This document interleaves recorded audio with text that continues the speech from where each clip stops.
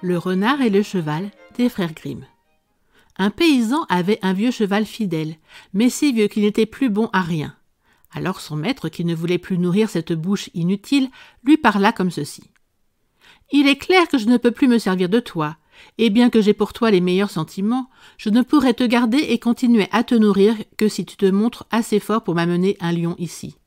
En attendant, tu vas sortir immédiatement de l'écurie. » Le pauvre cheval s'en alla tristement à travers les prés, se dirigeant vers la forêt où il pourrait au moins trouver un abri contre le mauvais temps.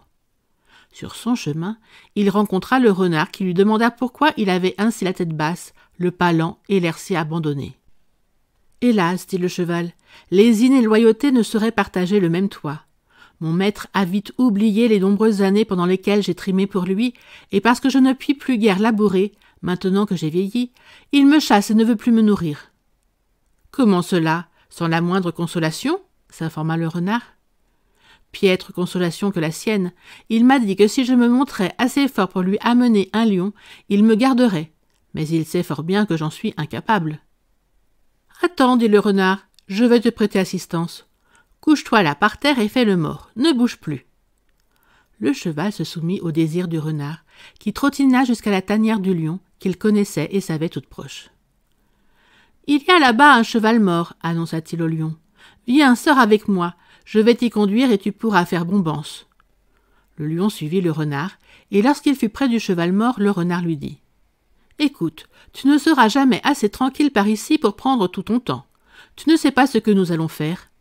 En me servant des crins de sa queue, je vais l'attacher solidement derrière toi, et tu n'auras plus qu'à le traîner dans ta tanière, où tu pourras le dévorer tout à loisir.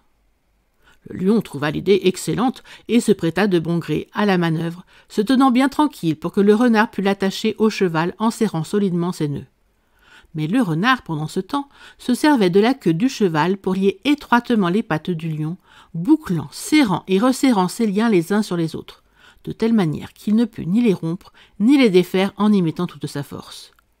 L'opération terminée, il se pencha vers le cheval et lui frappa sur l'épaule, en lui disant « Hue, mon bijou, hue, tire-le !» Le cheval se redressa brusquement et traîna derrière lui le lion rugissant si fort que tous les oiseaux de la forêt s'envolèrent à la fois, complètement terrorisés. Le cheval, lui, laissa le lion rugir autant qu'il le voulait, sans cesser pour autant de le tirer à travers champs jusqu'à la porte de la maison de son maître. Revenant à de meilleurs sentiments en voyant la chose, son maître lui dit alors « Je te garde, et tu auras la belle vie. » Et depuis ce jour-là, jusqu'à sa mort, il eut toujours son comptant à manger et le meilleur fourrage. Merci d'avoir écouté cette vidéo. Si cette vidéo vous a plu, vous pouvez vous abonner gratuitement à la chaîne Coin Livre Audio. N'oubliez pas de liker avec le pouce vers le haut. Vous pouvez aussi me laisser un commentaire. À bientôt.